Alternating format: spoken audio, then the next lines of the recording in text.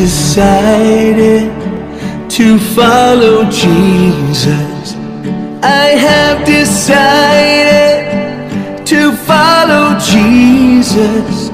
I have decided to follow Jesus. No turning back, no turning back.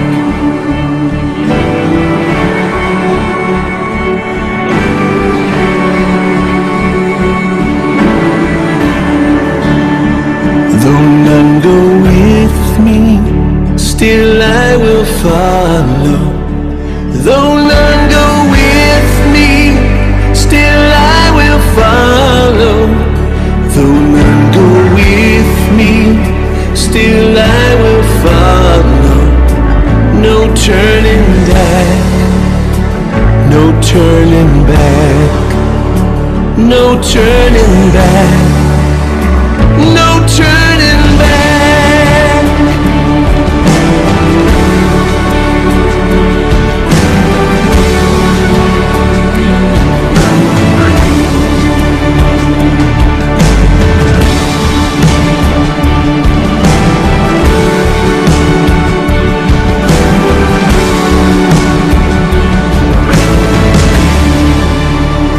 The world behind me, the cross before me.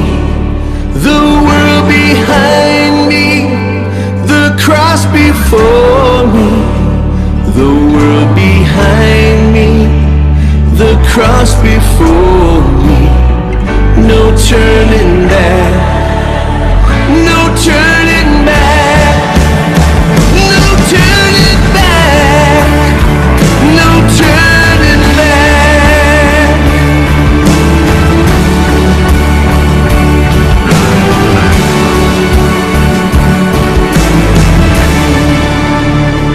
I have decided to follow Jesus. I have decided to follow Jesus. I have decided to follow Jesus. No turning back, no turning back, no turning back, no turning back, no turning back, no turning back.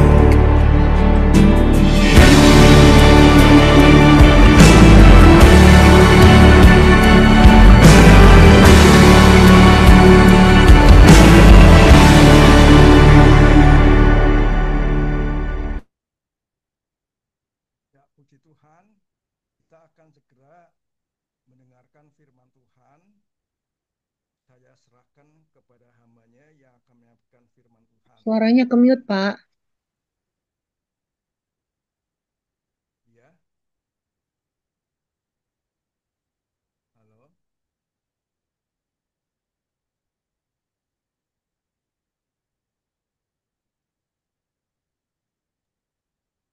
Selamat pagi, waktu dan tempat kami persilakan kepada Bapak Pendeta Hu Kwet Kiong untuk membawakan kebenaran firman Tuhan. Terima kasih.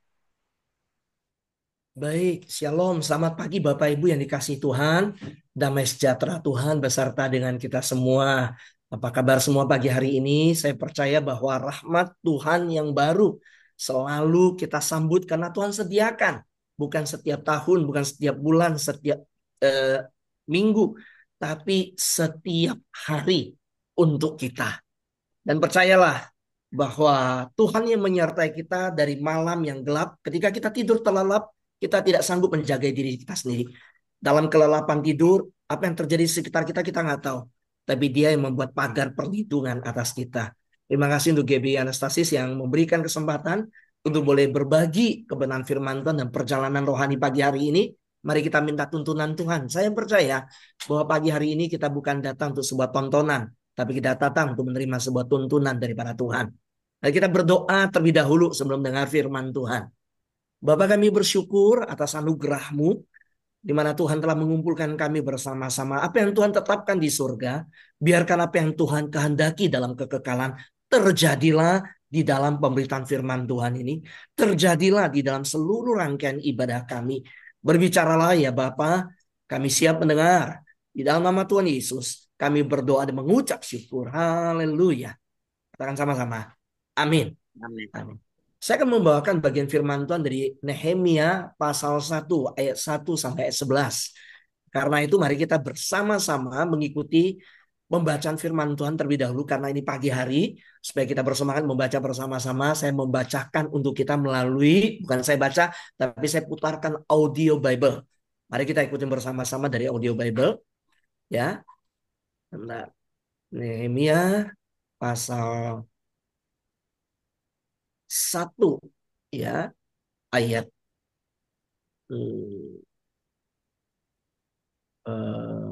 sebentar, suara saya bagikan juga. Baik.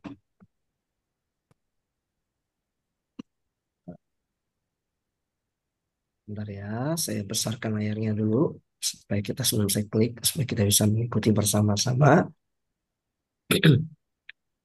Oke. Nehemia bin Hakalia.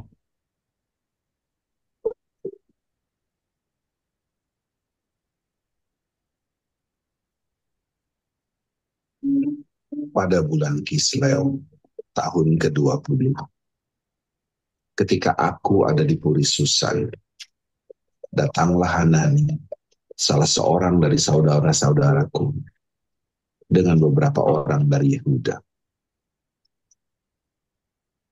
Aku menanyakan mereka tentang orang-orang Yahudi yang terluput, yang terhindar dari penawanan, dan tentang Yerusalem. Kata mereka kepadaku, orang-orang yang masih tinggal di daerah sana, yang terhindar dari penawanan, ada dalam kesukaran besar dan dalam keadaan tercela. Tembok Yerusalem telah terbongkar dan pintu-pintu gerbangnya telah terbakar.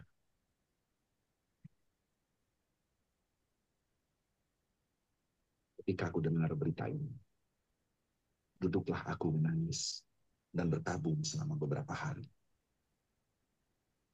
Aku berpuasa dan berdoa kehadiran Allah semesta langit. Kataku, ya Tuhan, Allah semesta langit, Allah yang maha besar dan dahsyat, yang berpegang pada perjanjian dan kasih setianya terhadap orang yang kasih kepadanya dan tetap mengikuti perintah-perintahnya. Berilah telingamu dan bukalah matamu dan dengarkanlah doa hambamu yang sekarang kupanjatkan kehadiratmu siang dan malam bagi orang Israel, hamba-hambamu itu, dengan mengaku segala dosa yang kami orang Israel telah lakukan terhadap. Juga aku dan kaum keluargaku telah berbuat dosa. Kami telah sangat bersalah terhadapmu dan tidak mengikuti perintah-perintah, ketetapan-ketetapan, dan peraturan-peraturan yang telah kau perintahkan kepada Musa, hambamu itu. Ingatlah akan firman yang kau pesan kepada Musa, hambamu itu.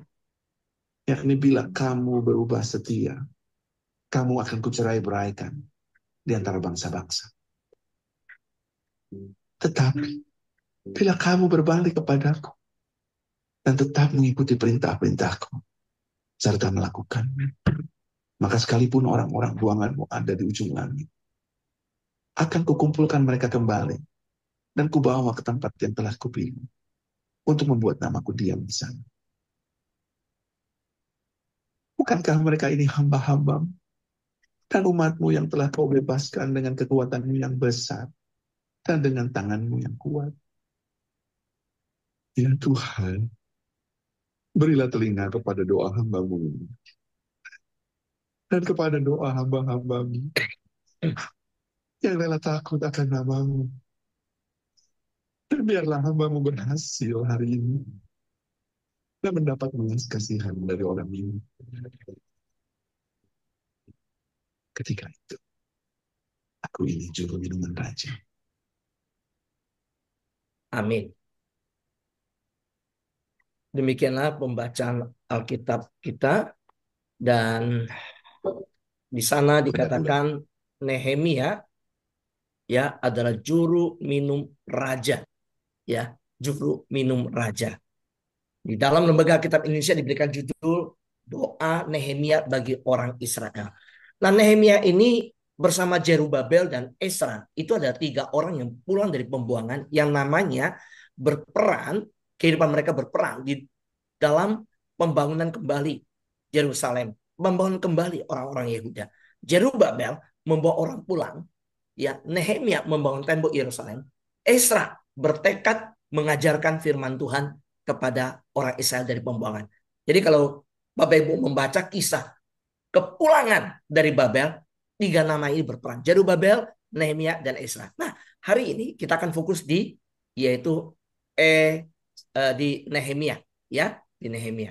Mari kita lihat bersama-sama tema yang saya berikan dari pasal 1 ini.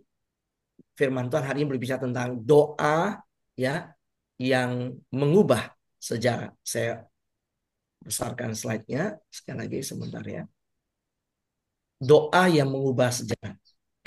Sebentar. Nah, bicara tentang doa yang mengubah sejarah, saya ingin kita mengatakan bersama-sama masing-masing. Coba saya lihat, yuk. Saya lihat ada di sini nama GBI, Anastasis PGPA. Maaf Bapak, siapa saya belum. Saya sapa ya, Bu Betty, ada Bu Christina yang saya lihat ini, ya. Sama-sama kita katakan doa yang mengubah sejarah. 1, 2, 3. Doa yang Doa mengubah yang mengubah sejarah. sejarah. Nah, Bapak Ibu boleh berikan responnya. Tuhan bisa Oke. memakai kita, memakai doa kita, mengubah sejarah. Amin. Iya, Pak Amin. Heri. Amin, ya. Di sini saya kenal sahabat-sahabat yang ada, ya. Dan mari kita lihat bersama-sama doa yang mengubah sejarah. Biar pagi hari ini sebagai para pendoa-pendoa yang bangun jam 5 pagi, membangunkan fajar, yang kita mempersiapkan mesbah, kita pagi-pagi benar di hadapan Tuhan. Kita dipakai Tuhan untuk mengubah sejarah sebagai pendoa syafaat. Karena Alkitab menyatakan bagaimana Abraham berbicara kepada Tuhan, kalau ada 50 orang benar, bagaimana di Sodom Gomora? Apakah engkau hancurkan? Tuhan bilang, tidak akan. Jadi saya percaya bahwa sejarah diubahkan oleh pendoa-pendoa. Amin. Ibu yang terkasih dalam Tuhan, Nehemia adalah pejabat istana Persia. Siapakah Nehemia? Seorang juru minum. Ayat 11 mengatakannya. Hidupnya nyaman. Posisinya terhormat. Masa depannya terjamin. Lalu kenapa hatinya gelisah di tengah kenyamanan yang ada? Kenapa hatinya harus gelisah? Padahal dia sudah punya hidup yang aman, posisi terhormat, masa depan yang terjamin. Nehemia seorang pejabat istana, sudah nyaman. Kenapa hatinya gelisah? Karena ada kabar tembok Yerusalem yang roboh, di mana umat dalam kesusahan dan kehinaan. Nah, kabar inilah yang menggoncang dan yang membuat hatinya gelisah. Pertanyaan untuk kita begini bersama-sama. Apakah kita peduli atau cuek terhadap tembok rohani yang runtuh di sekitar kita? Hah? Tembok rohani yang runtuh. Apa itu tembok rohani yang runtuh? Bapak Ibu terkasih dalam Tuhan. Tembok rohani itu berbicara tentang keluarga yang retak. Di mana iblis dari di Taman Eden menyerang Adam dan Hawa. Menyerang keluarga ini. Iblis juga sampai hari ini memunculkan perceraian. Bahkan hari-hari ini ada orang umur 65. Kemarin ada satu bapak umur 70-an datang ke sebuah toko lampu, beli lampu, bola lampu, dan berkata, istri saya mau menceraikan saya kalau saya tidak tukar lampu. Begitu gampang sebuah perceraian diucapkan. Konflik terjadi di rumah tangga, komunikasi yang rusak. Di mana suami istri yang masih tetap sama sampai hari ini, sebenarnya orang luar tidak tahu. Tapi suami istri ini hati mereka sudah dingin. Tidur udah di kamar yang terpisah. Cuma nggak enak cerai aja. Menjaga muka anak aja. Tapi kalau bicara jujur, apakah mereka hidup dalam keharmonisan? Sudah enggak. Hari-hari ini kita lihat moral bangsa yang ada. Korupsi terjadi di mana-mana. Ketidakadilan terjadi di Papua. Di mana guru dibunuh. Orang-orang yang bergerak di bidang kesehatan dibunuh. Pemerintahan dengan dana yang besar namun tidak berbuat banyak untuk Papua. Itu yang disuarakan oleh orang-orang Papua. Hilangnya integritas dari anggota DPR, MPR. Yang dipikirkan sampai hari ini bagaimana tunjangan. Kerja 5 tahun pensiun seumur hidup. Tetap mendana tunjangan. Saudara, ini tembok-tembok yang sedang runtuh di bangsa kita. Tidak ada lagi moral, tidak lagi martabat. Bahkan secara iman kita lihat banyak anak muda yang mempertanyakan bagaimana dengan kondisi gereja yang ada. Mereka keluar dari gereja satu kepada gereja yang lain. Anak-anak muda pindah gereja yang satu kepada gereja yang lain. Anak-anak muda yang kehilangan rohani, arah rohani, figur-figur rohani yang mereka terhilang dari keluarga, fatherless, bahkan dalam gereja pun mereka sedang mencari figur yang ada. Bapak Ibu yang terkasih Tuhan, saya mengajak kita melihat, saya sebut beban kudus. Kalau kita melihat ayat 1 sampai ayat 4. Saya bacakan ayat 1 sampai ayat 4. Beban kudus dari Nehemia ini. Kalau Bapak Ibu ada Alkitab, Bapak Ibu bisa buka bersama-sama dengan saya dan melihat Alkitab di ayat 1 sampai ayat 4. Nehemia pasal 1 ayat 1 sampai 4. Demikian firman Tuhan. Riwayat Nehemia bin Hakalia pada bulan Kislev tahun ke-20 ketika aku di Puri Susan. Ingat, dijelaskan tetap ketika dia di Puri Susan. Ketika dia ada di sebuah istana. Ketika dia dalam jabatan yang sangat nyaman. Saudara, datanglah Hanani, salah seorang dari saudara-saudaraku, dengan beberapa orang dari Yehuda. Aku menanyakan mereka tentang kabar orang Yahudi yang terluput, yang terhindar dari penawanan tentang Yerusalem. Wah, dia proaktif, dia inisiatif. Dia bertanya, gimana sih keadaan di sana? Biasanya kalau orang udah nyaman, orang datang cerita dirinya dulu. Waduh, gaji gua segini, pangkat gua segini, hidup gua begini. Wah, itu Wah, satu pingin tuh. buru-buru menceritakan karir, pencapaian. Wih, tahu nggak istana? Aku kemarin ketemu raja, raja begini. Enggak, dia tanya gimana kabar di sana. Ini Nehemia. Ini pemimpin yang tidak membawa orang berpusat pada dirinya, melihat siapa dirinya, dan mendengar tentang dia. Tapi seorang pemimpin yang menutup mulut dan memasang telinga terlebih dahulu.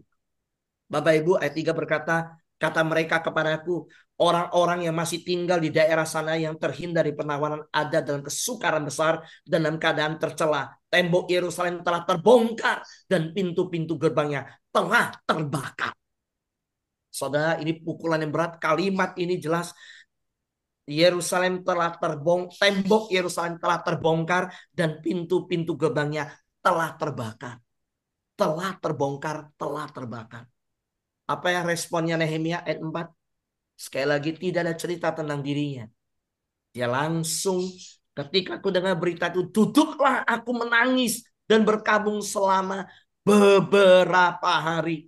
Aku berpuasa dan berdoa di hadirat Allah semesta langit. Bapak Ibu mau lihat bagaimana gaya hidup pendoa? Bapak Ibu mau lihat dalam diri seseorang, apakah ada roh pendoa dalam karunia doa yang Tuhan berikan? Bapak Ibu mau lihat ciri-ciri pendoa syafaat? Bukan dia hanya bangun jam 5 pagi. Seorang pendoa syafaat, dia tidak banyak berbicara, dia lebih banyak mendengar. Kedua, seorang pendoa syafaat yang memiliki satu empati. Mari kita melihat namanya beban kudus ini. Saya sebut ini beban kudus. Bapak Ibu yang terkasih dalam Tuhan, bagaimana seseorang memiliki beban kudus?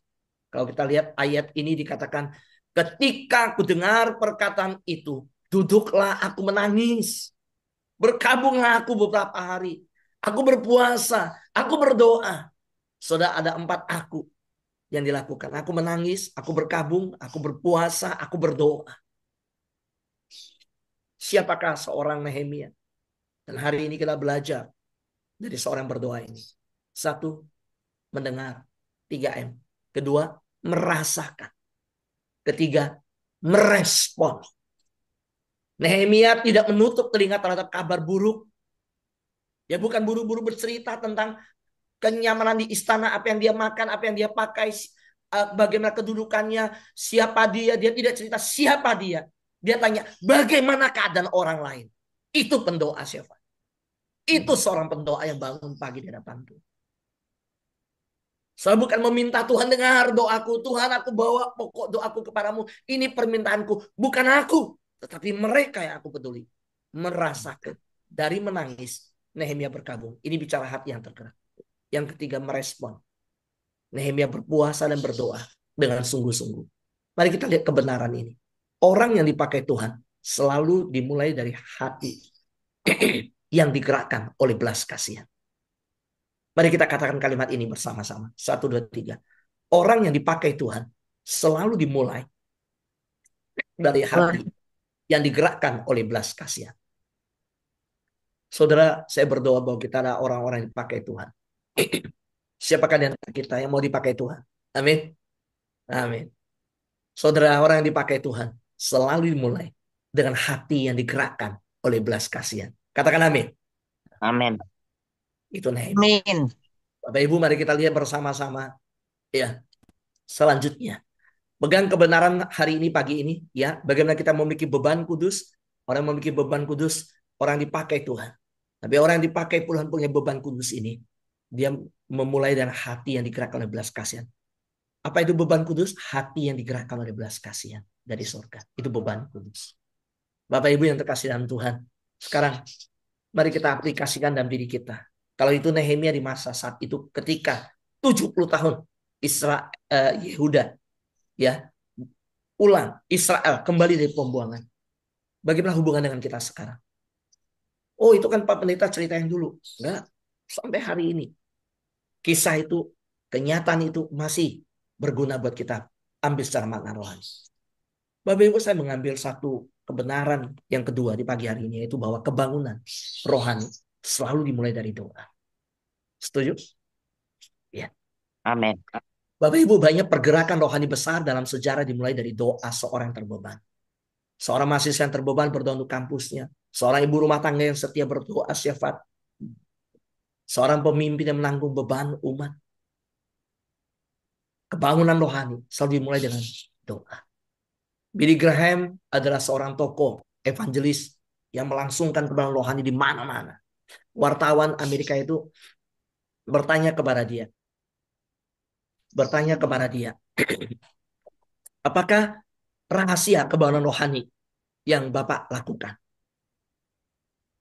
Karena Billy Graham, sampai tembus. Kita tahu Billy Graham pernah ke Korea Utara, ketemu dengan Presiden Korea Utara, memberikan Alkitab di stadion-stadion besar.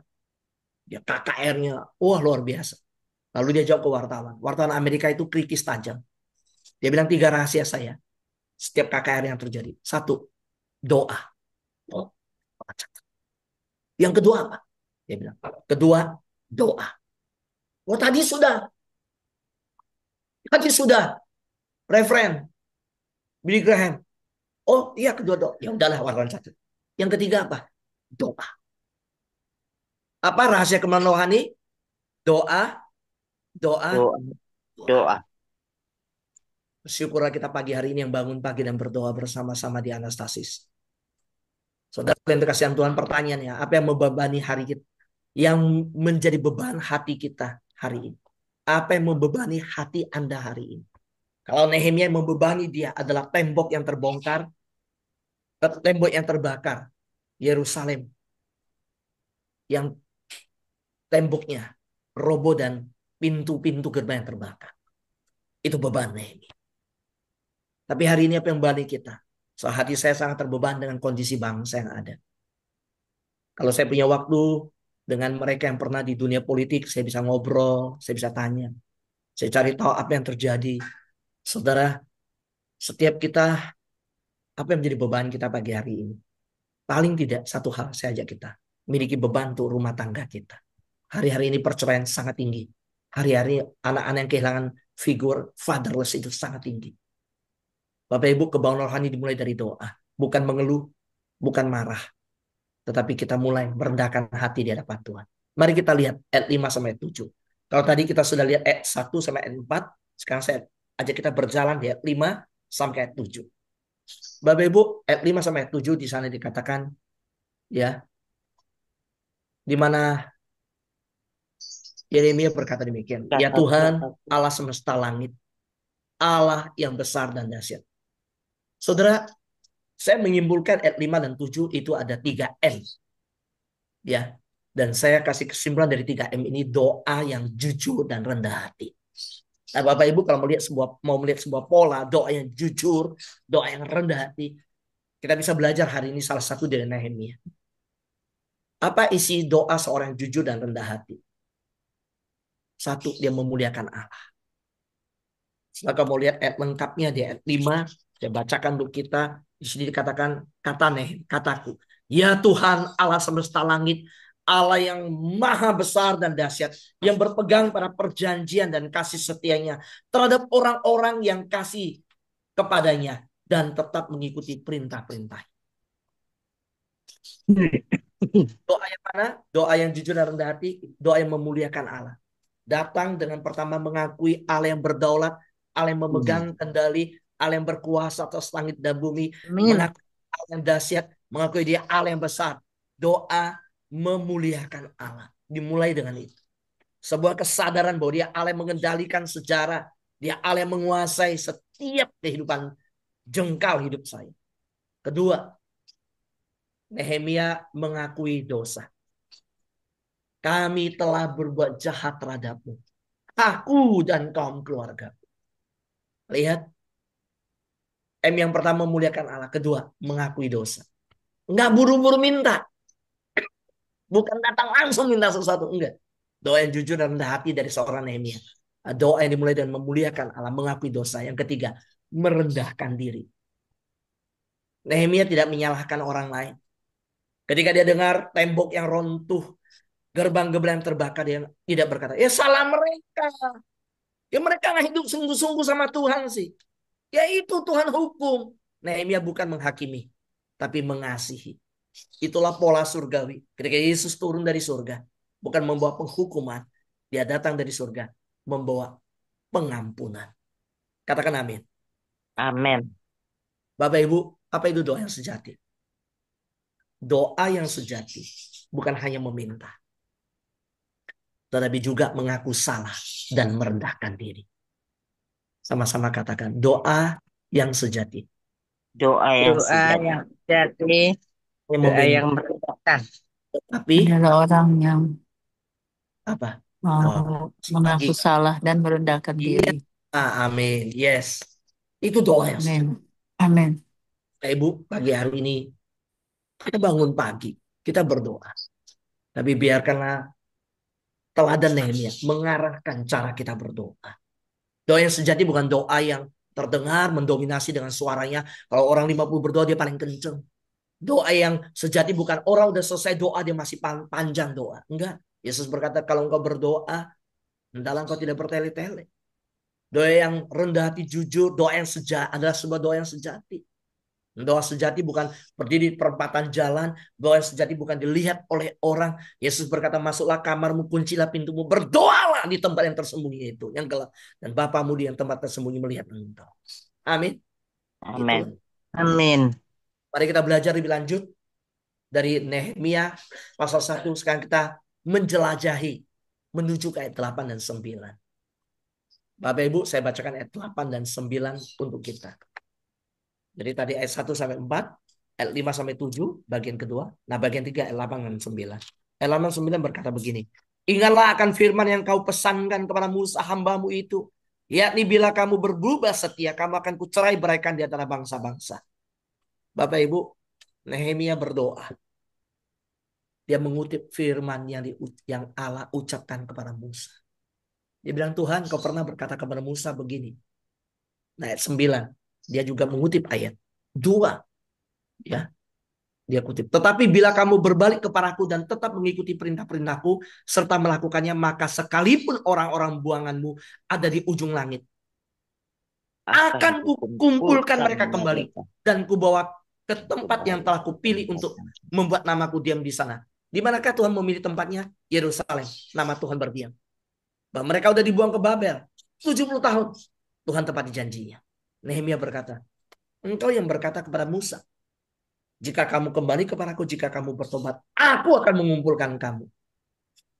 Saudara, ketika berdoa, ini pelajaran yang selanjutnya pagi hari ini kita dapat. Kita belajar bersama-sama. Saya juga belajar. Yaitu doa yang berpegang pada janji Allah. Di slide sebelumnya, kita belajar doa yang jujur dan rendah hati. Nah, kita belajar ayat 8-9. Berbicara doa yang berpegang pada janji Allah. Saudaraku yang terkasihan Tuhan, prinsip rohani yang selanjutnya pagi hari ini. Doa yang berlandaskan janji firman lebih kuat daripada doa yang hanya berlandaskan emosi. Kenapa? Karena firman Allah adalah fondasi iman kita. Dan orang yang meminta, kalau bimbang, dia tidak akan mendapat apa-apa. Firman Tuhan berkata, dia harus punya iman. Dan bagaimana kita beriman? Kita beriman pada perkataan Tuhan, pada firman Tuhan. Jadi kalau kita nggak baca firman Tuhan, nggak tahu janji Tuhan, bagaimana mau berdoa?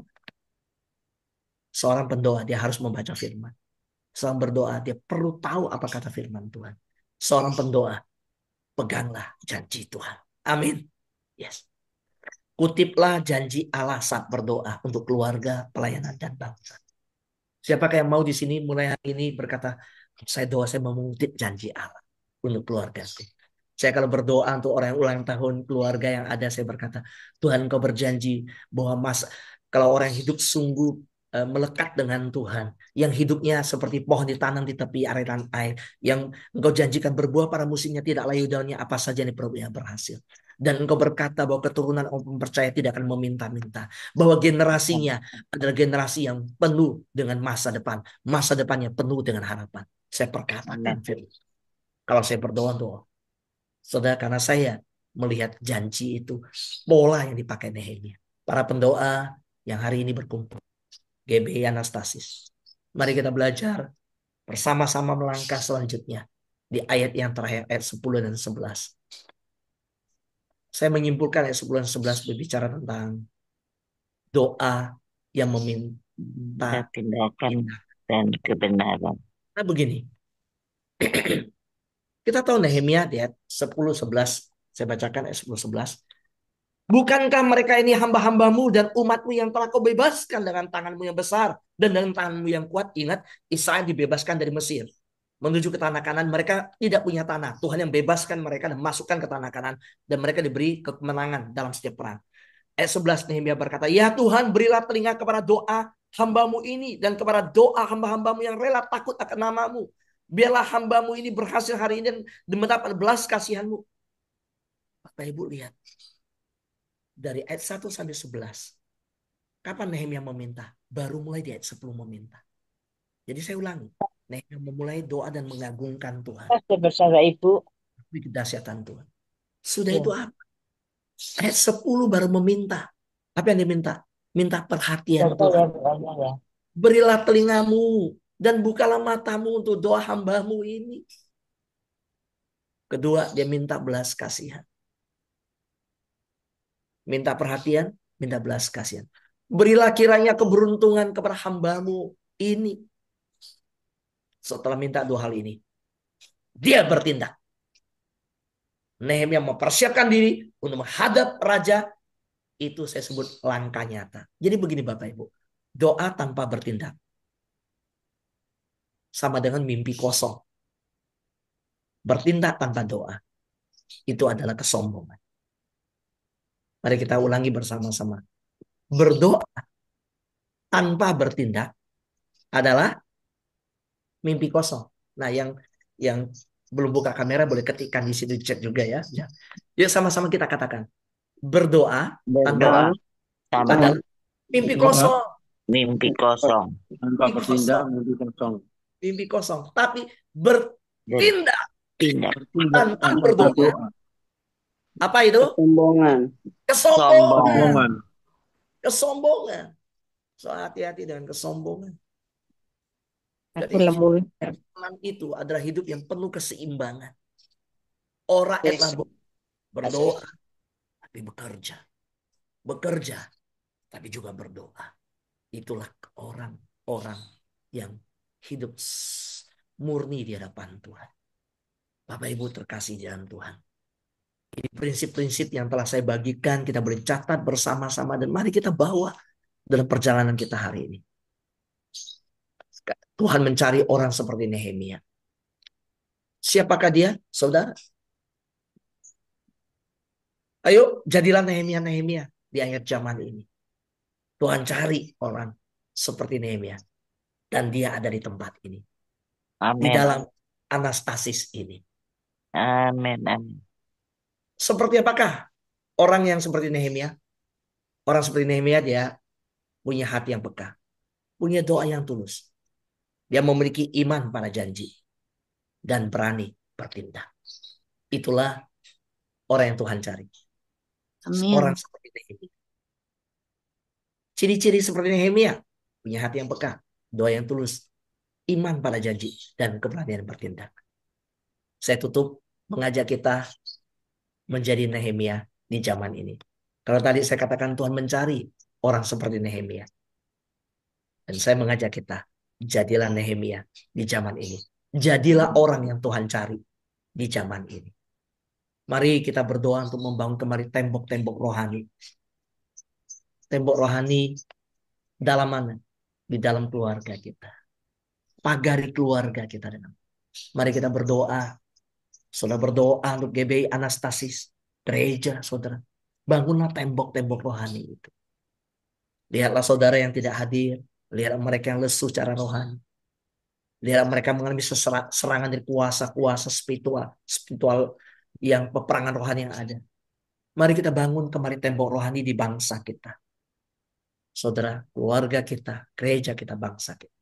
2 Tauri pasal 7 ayat 14 berkata, apabila umatku yang atasnya namaku disebut, merendahkan diri, berdoa, mencari wajahku, lalu berbalik dari jalan-jalannya yang jahat, maka aku akan mendengar dari sorga dan mengampuni dosa mereka, serta memulihkan negeri mereka. Amin. Tuhan Yesus memberkati kita mereka. Shalom. Untuk kita semua. Shalom. Shalom. Mari kita berdoa. Bapa di dalam surga, bangkitkanlah Nehemia-Nehemia di akhir zaman ini Tuhan, untuk menggenapi janji. Bangkitkan para pendoa-pendoa, karena Engkau menyatakan sejarah sebuah bangsa ada di tangan pendoa. Biar Tuhan memberikan kami belajar dan penuh kerendahan hati, sebuah doa yang jujur dan rendah hati. Ajarkan kami Tuhan menjadi seorang yang bukan hanya berdoa tanpa bekerja, tetapi kami juga berdoa dan melakukan, bertindak. Terima kasih ya Bapa, meteraikan firman-Mu. Dalam nama Yesus kami berdoa. Katakan sama-sama. Amin. Amin. Saya serahkan kembali ke moderator. Shalom. Terima kasih hambanya sudah menyampaikan kebenaran firman Tuhan bagi kita yang sangat memberkati bagaimana begitu berperannya doa ya Pak ya, yang kita harus hidupi dalam hidup kita. Terima kasih sekali lagi hambanya Bapak Pendeta yang sudah memberkati kita dengan luar biasa. Saya mempersilakan kepada Ibu Bapak sekalian, mungkin ada yang mau bertanya, silakan.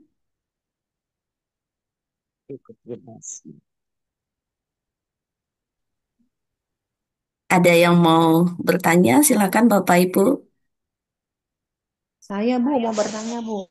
Oke, silakan Ibu, silakan Bu. Tadi Bapak Hu Kwek Kyong berbicara tentang doa yang berlandaskan iman itu lebih baik daripada doa yang berlandaskan emosi. Nah, saya kurang jelas Bu, doa yang maksudnya emosi apa ya Bu? Terima kasih. Oh,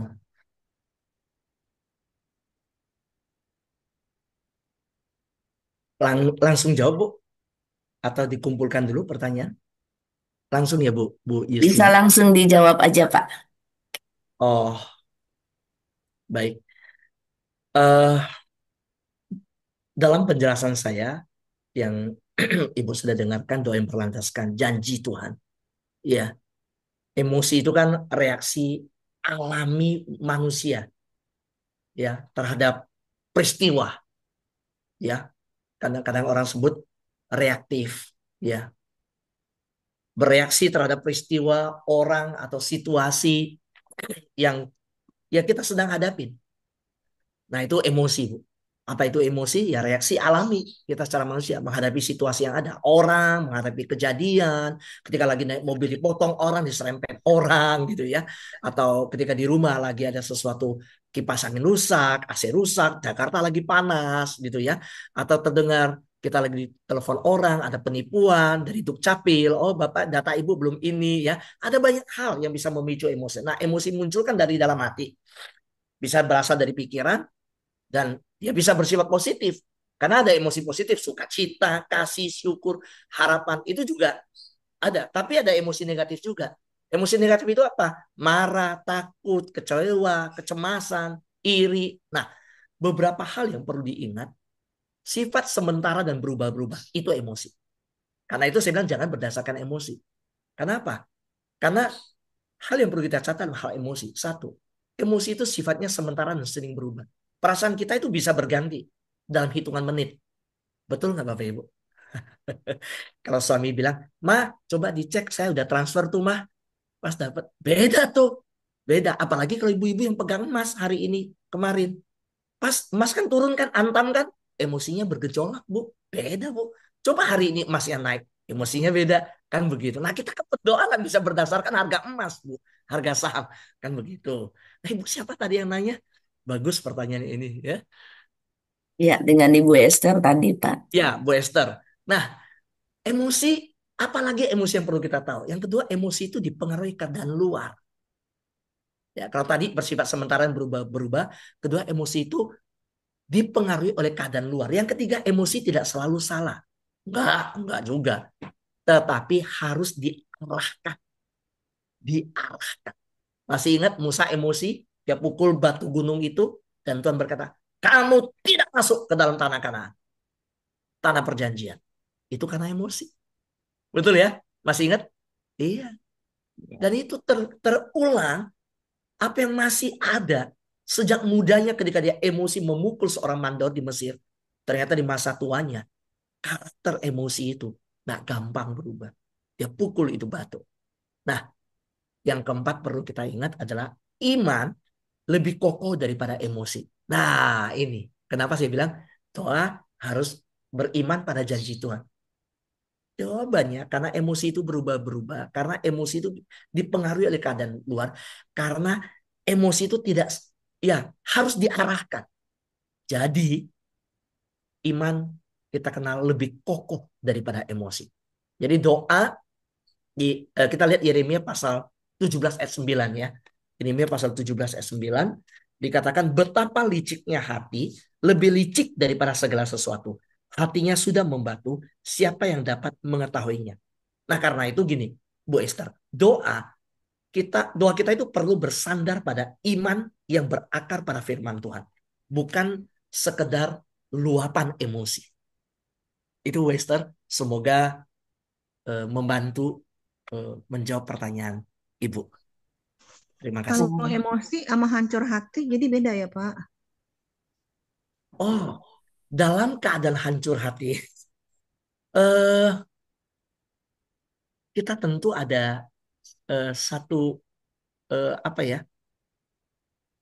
Kita berkata gini, Tuhan dekat kepada orang yang hancur hati.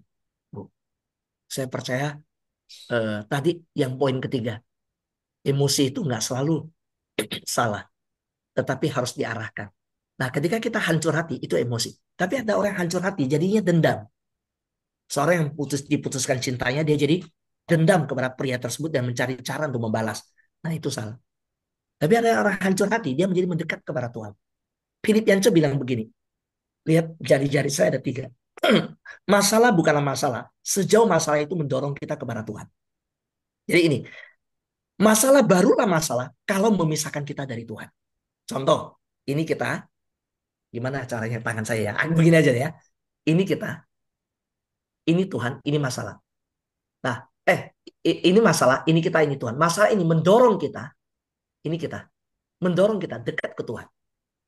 Itu bukan masalah. Tapi kalau masalah ini ada di tengah antara kita dan Tuhan, itu baru masalah. Bapak Ibu jangan pikir nggak ada uang masalah ya. Ada uang, tapi uang itu membawa kita pergi jalan-jalan ke puncak setiap minggu karena baru punya mobil baru. Dan itu membuat kita jauh dari Tuhan. Itu masalah. Banyak orang berpikir sakit itu enggak. Hari ini saya melayani satu orang sakit lagi di Island Hospital di Penang. kena kanker paru, sudah merambat ke tulang belakang, dan sedikit kena ke ginjal. Tapi tiap pagi, tiap malam, dia mendekatkan diri ke Tuhan. Itu bukan masalah.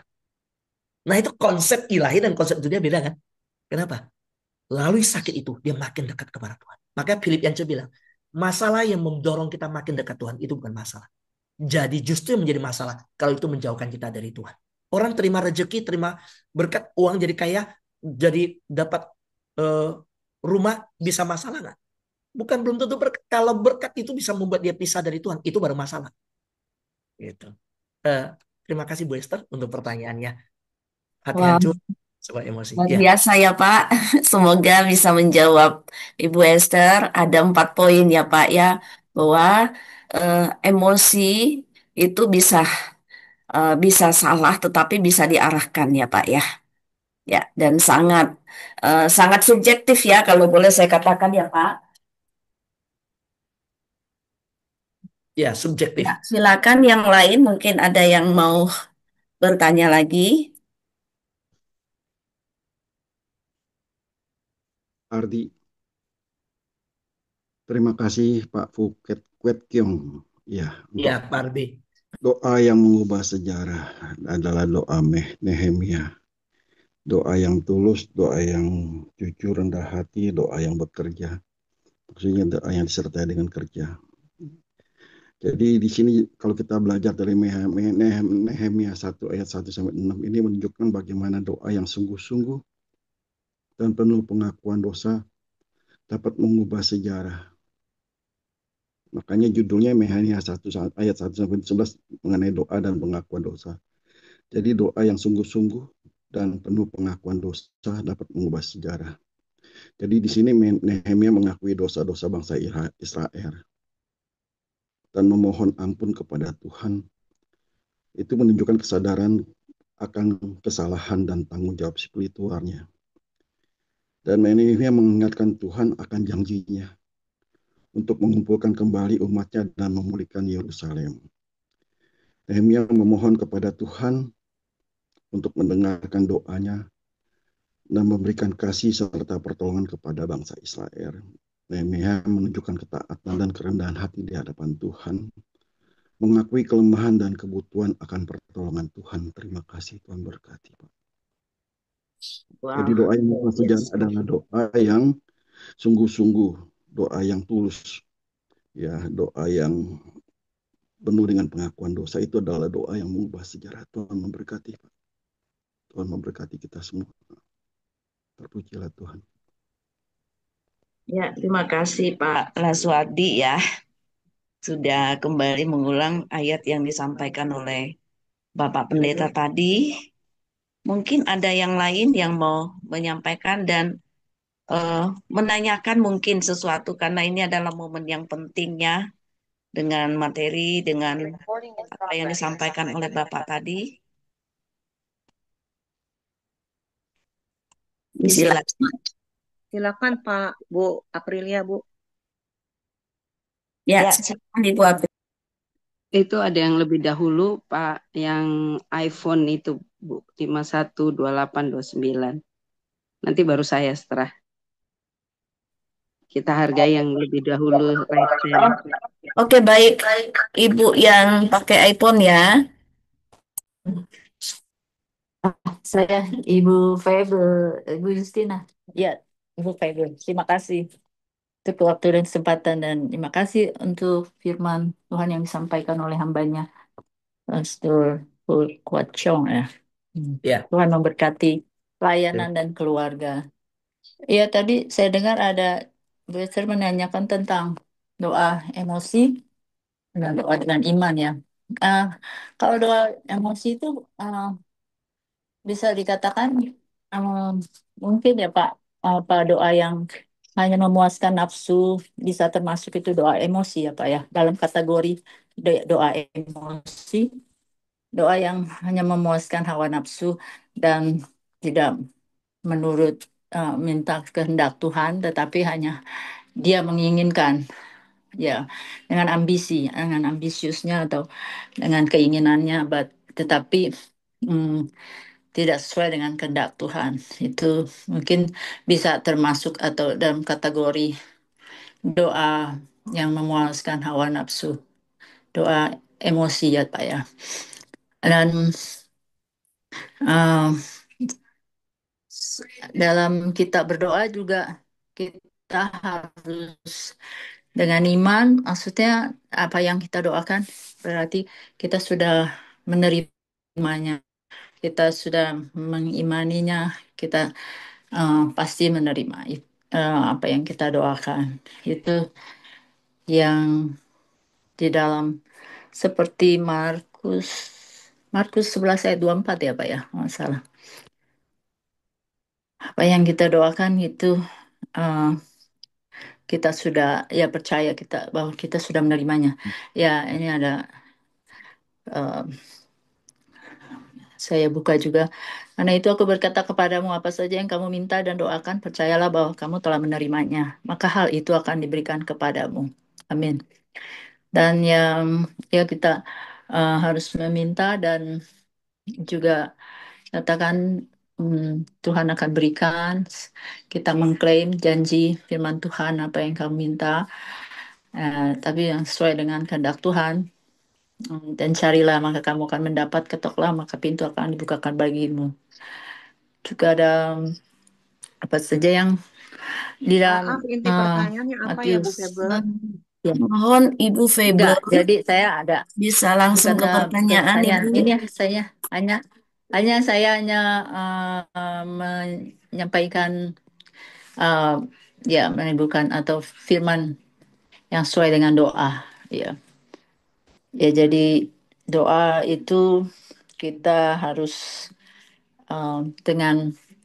dengan percaya bahwa kita dengan beriman dan kita sudah menerimanya. Itu ayat-ayat yang menjadi penguat kita semuanya ya. Oke, baik Ibu. Terima kasih ya untuk beberapa ayat yang boleh disampaikan kepada kita tentunya yang berkaitan dengan doa. Ya, saya persilakan ke Ibu Pendeta Aprilia. Wow, dari Papua ya Bu. Silakan Ibu, silakan. Ya, terima kasih untuk kesempatan yang diberikan. Saya hanya meresponi tadi kebenaran firman Tuhan yang disampaikan Pak Fukuet Keong. Salam kenal Bapak, saya dengan Ibu Pendeta Muda Aprilia dari Papua. Terima kasih untuk kesempatannya. Tadi memang saya memang tidak mau bertanya apa yang tadi sudah disampaikan oleh Ibu Febe. Sebetulnya itu yang saya hanya ingin meresponi gitu ya. Apa yang tadi disampaikan memang doa itu yang mendorong kita itu apa? Kalau kita digerakkan oleh emosi, emosi itu sebetulnya netral ya Bapak Ibu. Setiap kita diberikan emosi. Bayangkan kalau kita nggak punya emosi itu bagaimana reaksinya gitu ya. Tidak bisa meresponi marah kah atau tidak meresponi misalnya tersenyum kah, sukacita. Itu emosi sebetulnya ini cuma kembali lagi bahwa emosi itu dari dua kata. E-nya itu adalah energi, M-nya itu motion, itu artinya yang menggerakkan gitu ya. Jadi energi apa yang menggerakkan kita untuk berdoa? Nah, kalau tadi misalnya yang menggerakkan kita adalah keinginan daging kita, hanya untuk kita berdoa untuk memuaskan hawa nafsu kita. Makanya tadi Yakobus, saya hanya nambahkan sedikit saja. Yakobus pasal yang keempat ayat yang ketiga itu dikatakan, atau kamu berdoa juga tetapi tidak menerima apa-apa karena kamu salah berdoa. Sebab yang kamu minta itu hendak kamu habiskan untuk memuaskan hawa nafsumu. Jadi emosi itu yang menggerakkan kita berdoa adalah hawa nafsu kita. Nah, kalau itu yang mendorong kita untuk berdoa, kita nggak akan dapat apa-apa tadi Yakobus katakan. Tapi kalau tadi yang ditekankan sama Pak Fukuat Keong, itu kita harus berdasarkan kebenaran firman Tuhan. Ya, itu landasannya itu yang menjadi pendorong kita punya hati yang punya belas kasihan Tuhan. Kita percaya kalau kita punya berdoa dengan belas kasihan Tuhan, itu akan menggerakkan sorga. Berapa banyak Tuhan Yesus membuat mujizat, itu didasari karena belas kasihan. Nah, kalau kita punya belas kasihan, saya percaya kalau itu datangnya dari Tuhan, itu sesuai dengan kehendak Tuhan. Mujizat itu pasti ada. Seperti waktu Lazarus mati, itu dia tergerak masgulah hatinya. Ya, hatinya itu penuh dengan belas kasihan. Nah, saya percaya kalau ini yang menggerakkan kita, bukan hawa nafsu kita, ya kita percaya itu sesuai dengan kehendak Tuhan. Dan berikutnya mungkin meresponi kebenaran firman Tuhan, kita ketika kita berdoa, kita harus yakin bahwa Tuhan itu ada. Karena Ibrani 11 ayat yang ke-6 dikatakan, tanpa iman tidak ada seorang pun yang berkenan kepada Allah. Nah, kalau kita misalnya datang kepada Tuhan tanpa iman, Tuhan nggak berkenan sama doa-doa kita. Di situ ayat selanjutnya dikatakan barang siapa berpaling kepada Allah, dia harus percaya Allah itu ada. Artinya waktu kita berpaling, kita datang kepada Tuhan, kata berpaling itu sama dengan artinya kita datang kepada Tuhan, kita menghampiri Tuhan, menemui Tuhan. Nah, kita percaya Allah itu ada. Jadi waktu kita berdoa, kita harus Bu, Ibu, yakin. inti pertanyaannya apa ya Bu kira-kira? Ya, tadi saya tidak bertanya toh Ibu, saya cuma bilang meresponi. Nah, jadi Ibu tolong dibedakan antara bertanya dengan meresponi gitu. Jadi saya hanya meresponi kebenaran firman Tuhan. Tadi sementara mendengar itu yang Tuhan taruh di hati saya gitu. Responi ayat firman Tuhan itu seperti ini yang makanya saya bagikan pagi hari ini. Jadi waktu kita meresponi itu kita harus yakin Tuhan ada dan Tuhan memberi upah kepada kita yang sungguh-sungguh mencari Tuhan. Nah, mungkin itu yang meresponi firman Tuhan pagi ini. Terima kasih untuk firman-Nya, Pak. Itu jadi meneguhkan apa yang Tuhan sampaikan kepada saya secara pribadi dari mendengar firman Tuhan pagi ini. Tuhan Yesus berkati. Shalom. Shalom. Terima kasih buat Prilia untuk apa yang boleh disampaikan. Ya, kalau boleh saya mengatakan insight yang didapatkan pagi ini, ya, lewat kebenaran firman Tuhan yang disampaikan oleh hambanya Bapak Fu. Ya, saya panggil Bapak Fu ya. Betul, Pak Fu. Ya, Ya. ya Pak Fu ya. Biasa ada nama panggilan seperti itu ya. Tentunya saya yakin percaya bahwa setiap kita yang ada di ruang Zoom ini sangat diberkati dengan kebenaran firman Tuhan dan saya percaya bahwa sebenarnya materi ini kita udah tahu tapi kembali kita dicas ya Pak ya, diingatkan kembali ya. Saya selalu menyadari bahwa sebenarnya firman Tuhan itu kan udah berulang kita dengarkan, tetapi ada saja remah yang baru ya. Setiap kali ayat yang sama mungkin disampaikan kepada kita dan pagi hari ini kita kembali diingatkan ya lewat hambanya bagaimana doa itu begitu luar biasa, begitu berperan ya khususnya di dalam pelayanan kita bahwa berdoa dengan iman dan sangat memberkati kita semua. Bahkan Tidak. mengenai doa yang berlandasan iman dan doa yang berlandasan emosi itu perbedaannya apa, Bu? Mengenai doa yang berlandasan iman itu pertama ya harus percaya, berarti percaya pada Tuhan. Yang kedua Dengan mengandalkan siapa Tuhan. ini Pak Adi ya? Ardi, pertama doa yang berlandasan iman itu adalah doa yang kita percaya pada Tuhan, mengandalkan Tuhan dan taat kepada Tuhan. Itu adalah doa yang Ini berlandasan pertanyaan iman. Pak. Enggak, ini cuma penjelasan mengenai doa yang berlandasan iman dengan doa yang berlandasan emosi. Saya mau pertegas bahwa doa yang berlandasan iman itu pertama percaya pada Tuhan, kedua mengandalkan Tuhan, ketiga Iya, ketaatan kepada Tuhan. betul Pak. Iya, tadi sudah diulas panjang lebar oleh hambanya ya, dan tentunya mungkin Bapak menyimpulkan ya bagaimana membedakan doa berdasarkan emosi dan doa berdasarkan dengan iman ya. Bahwa Ya, harus jelas, emosi Bu. Itu jelasnya begitu, Bu. Mengenai jelasnya seperti itu. Jadi doa yang berdasarkan iman itu pertama percaya pada Tuhan, kedua mengandalkan Tuhan, ketiga ketaatan pada Tuhan. Itu adalah doa yang berlandasan iman. Sedangkan doa yang berlandasan emosi itu dipengaruhi oleh perasaan, itu merupakan doa pengungkapan perasaan dan mengandalkan perasaan. Itu jadi dia fokus tadi pada perasaannya bukan pada Tuhan gitu. Tuhan memberkati, Bu. ya. Oke, baik Pak. Ya. Jadi dua tema inti ya yang Bapak mau sampaikan. Oke. Terima kasih Pak Adi untuk masukannya. Tak terasa Pak, kita sudah di penghujung acara ya Pak ya.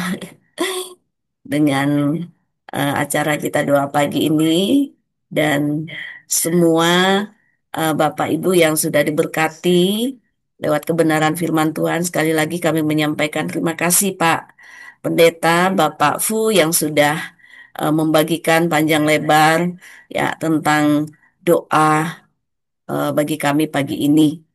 Dan kita akan mengakhiri doa kita pada pagi hari ini. Saya mempersilakan Pak Hari untuk membawa doa syafaat dan diakhiri nanti doa berkat oleh Bapak Gembala. Disilahkan Pak. Haleluya. Puji Tuhan, terima kasih Ibu Yusti.